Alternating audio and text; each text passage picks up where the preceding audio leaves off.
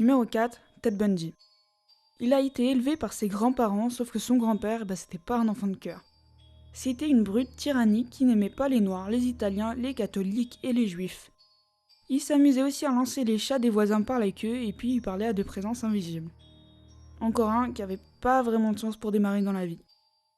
Ted Bundy aurait eu des amis à l'université, mais plus pour paraître social que par sentiment en fait. Il a expliqué qu'il comprenait pas vraiment l'intérêt d'avoir des amis. Et du coup, après son affaire, les psychiatres ont conclu qu'il s'était créé un espèce de masque de normalité. En gros, il comprenait pas les relations sociales, mais par contre, il savait extrêmement bien s'adapter, et du coup, il devait faire semblant d'avoir des amis, des relations, de comprendre, etc. Certaines preuves montrent qu'il aurait enlevé et tué une fillette de 8 ans, alors que lui, il avait que 14 ans. Mais Ted Bundy a toujours nié ces accusations. On commence à rentrer dans le dossier du meurtre avec celui d'une jeune fille de 18 ans. Il s'était glissé dans sa chambre, puis l'a frappée avec un tuyau en métal avant de l'agresser sexuellement avec un spéculum, provoquant d'importantes blessures internes. Je sais pas si vous êtes comme moi, mais moi je savais pas ce qu'était un spéculum. Donc du coup j'ai cherché et je te partage cet outil-là qui sert à explorer les cavités internes. Voilà, c'est ce machin-là. Du coup elle resta inconsciente 10 jours, survie mais avec de graves lésions au cerveau. Un mois plus tard, Bundy remet ça. Il entre dans la chambre d'une autre fille et la bat jusqu'à ce qu'elle soit inconsciente. L'habille avec un jean, une blouse blanche et des bottes, et la transporte ailleurs. Des étudiantes continuent de disparaître au rythme d'environ une par mois. Par exemple, une étudiante se rendait à un concert de jazz mais ne revient jamais, une autre pour aller voir un film, et encore une autre en chemin pour aller boire un café avec des amis. Et ça, c'est qu'un tout petit exemple des nombreuses victimes qui sont parties faire une activité mais qui n'ont jamais pu arriver à temps. Les filles, elles avaient pas vraiment grand chose en commun, à part qu'elles étaient jolies, étudiantes, et que... Ah oui, elles portaient des pantalons. Il les repérait, les suivait, puis les approchait avec un prétexte bien élaboré. Il faisait semblant d'avoir le bras cassé, d'avoir besoin d'aide. Des fois, si c'était pas le bras, c'était qu'il était en béquille. Elle le suivait, et lorsqu'il se retrouvait dans un endroit discret, seul, il les frappait violemment à la tête. Souvent, c'était avec un pied de biche. Il les jetait dans sa voiture, et tout se passait très très rapidement. Certaines sont mortes de ces blessures à la tête, d'autres ont survécu des heures ou des jours, jusqu'à ce que Bundy les étrangle. Il conduisait souvent sur des kilomètres, ses victimes inconscientes ou mortes dans sa voiture. Puis il s'arrêtait dans un endroit tranquille, abusait d'elles et les mutilait. Parce que oui, lui aussi c'était un grand fan de nécrophilie. Ensuite, il les déshabillait et jetait leurs corps généralement dans des endroits boisés qu'il avait repérés à l'avance. Lorsque les corps étaient découverts, ils étaient souvent totalement décomposés. Et c'est pour ça que les enquêteurs ont souvent trouvé que des crânes. Une fois, ils ont même découvert une victime qui portait des fossiles et du maquillage alors que c'était pas du tout dans les habitudes de la jeune fille. C'était donc Ted Bundy qui avait fait ça. Les policiers ont également conclu que Ted Bundy faisait certaines choses avec les têtes de ses victimes, si vous voyez ce que je veux dire, et qu'il laissait parfois exprès ses têtes à des endroits pour pouvoir y retourner faire son affaire quand il avait envie. Il a été arrêté 2 fois, il s'est échappé la première fois mais il a récidivé et du coup il est réincarcéré une seconde fois. Il passe 9 ans dans le couloir de la mort en Floride avant d'être exécuté à l'âge de 43 ans. Numéro 5. Mary Baker. Et si on passait un peu aux femmes maintenant? Marie-Alexandrine Baker, ou autrement dit, la veuve Baker. C'est un peu vieux car elle est née en 1879 en Belgique. Elle a eu une enfance plutôt normale si on met de côté que sa famille est juste pauvre et illettrée. Pour se remettre à niveau, elle demande donc au curé de son village de lui apprendre à lire, à écrire et à compter. À 16 ans, elle a voulu quitter sa famille et est partie vivre chez une tante qui habitait Liège. Par la suite, elle est engagée dans un atelier de couture en tant qu'apprentie, où elle apprend très vite. C'est une femme vraiment très ambitieuse et intelligente.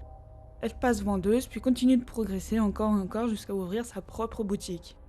Elle sait qu'elle plaît beaucoup aux hommes et se met à beaucoup sortir pour danser, boire un verre, etc. À 27 ans, elle se marie avec Charles Baker, mais ça change en rien ses habitudes, puisqu'elle continue de sortir et de fréquenter d'autres hommes sans même prendre la peine de le cacher. Tout se passait bien jusqu'à ce que son mari décède soudainement et que son magasin coule complètement.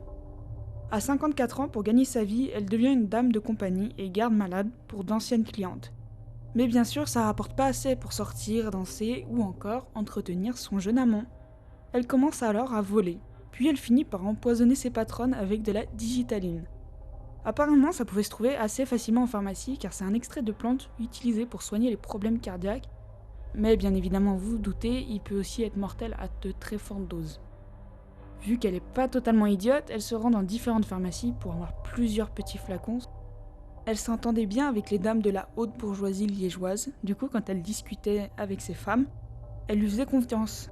Mais notre chère Marie, elle, mettait de la digitaline dans leur café, verre ou autre, elle savait très bien s'adapter. Ce poison-là était très douloureux, comme une grosse indigestion en fait. La personne mourait 2 à 3 jours après l'empoisonnement. Donc Marie Becker rendait visite à ses victimes pendant qu'elles étaient en train d'agoniser et en profitait pour faire le tour de la maison et voir ce qu'il y avait à voler. En 1933, les meurtres s'enchaînent et en 4 ans, elle empoisonne 11 personnes, 10 femmes et un homme. En 1936, alors qu'elle se rendait chez une malade dont elle s'occupait, elle se fait arrêter par la police. Parce qu'en fait, une lettre anonyme l'accusant d'empoisonnement avait été envoyée quelques jours plus tôt et elle avait décrit qu'elle se rendrait chez sa future victime. Les policiers l'ont donc suivie et arrêtée, et ils ont vu qu'elle avait effectivement de la digitaline dans son sac. Pendant son procès, elle niera absolument tous les faits, allant jusqu'à dire que la digitaline était pour elle-même. Et même quand on l'a accusée d'avoir volé des dizaines de milliers de francs, son avocat a tenté de prouver que c'était faux, car Madame Becker était ruinée et qu'elle n'avait même pas de quoi s'acheter un chapeau pour être présentable. Elle a quand même été condamnée car il y avait trop de témoignages et de preuves contre elle, même si les experts ils ont jamais pu prouver que les victimes étaient mortes d'empoisonnement. Elle a été condamnée à perpétuité et meurt en prison en 1942, dans l'indifférence la plus totale, puisqu'on était en pleine guerre et tout le monde s'en foutait d'elle maintenant.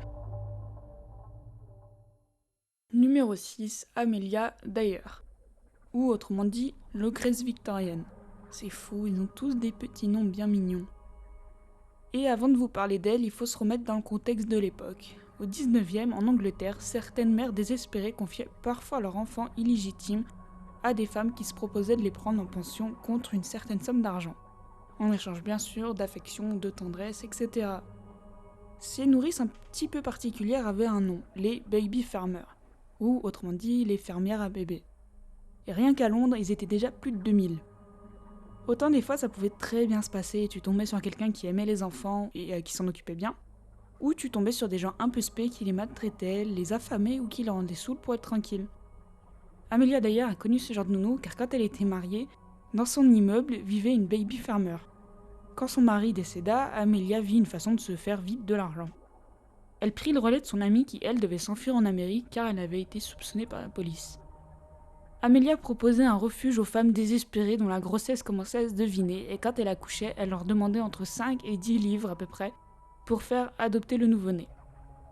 Parfois, certaines mères la suppliaient d'étouffer l'enfant dès sa naissance et Amelia y consentait, normalement tout va bien. Puis comme elle prenait goût à l'argent facile, elle commença à faire passer des petites annonces dans les journaux, se présentant comme un couple marié cherchant à adopter un enfant en bonne santé, et promettant bien sûr de lui offrir un foyer aimant, contre une certaine somme d'argent. Mais en réalité, elle abrutissait les bébés avec des opiacés, et ce qui est drôle c'est qu'elle finit elle-même par être accro. Elle épousa un second mari, mais quand il perdit son emploi, forcément elle le quitta même s'ils avaient eu 2 enfants ensemble. Elle se remit donc tout naturellement à son activité favorite et au lieu d'attendre un peu pour maltraiter les enfants, elle les tua dès leur arrivée. Au début, elle les étouffait de ses mains, s'arrêtant juste avant qu'ils ne deviennent bleus pour laisser croire à une mort naturelle. Mais au fil du temps, elle prit de l'expérience et elle affina sa méthode, les étranglant avec un large ruban blanc qu'elle passait 2 fois autour de leur cou et qu'elle serrait ensuite. Un jour, sa fille Mariana lui demanda pourquoi tous les bébés qu'elle ramenait disparaissaient. Amelia lui expliqua qu'elle était une faiseuse d'anges et qu'elle les renvoyait à Jésus parce qu'il les voulait plus que leur mère. Quelle gentille petite dame.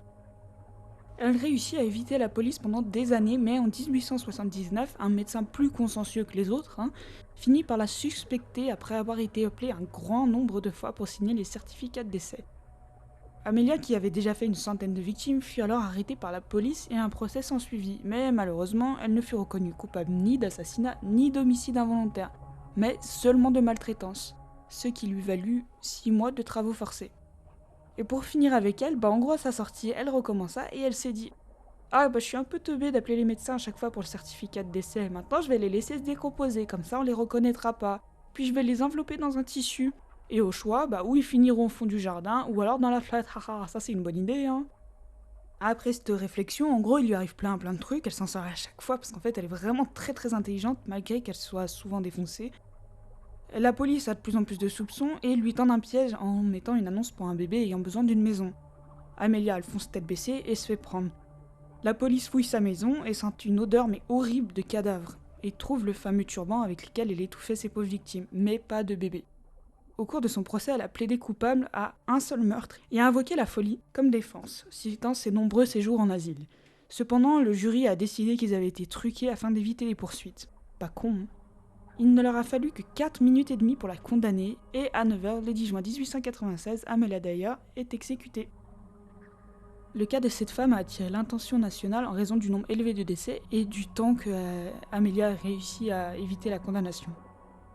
Cela a également déclenché une révolution dans les lois d'adoption, poussant les autorités à contrôler les fermes pour bébés et mettre fin aux abus.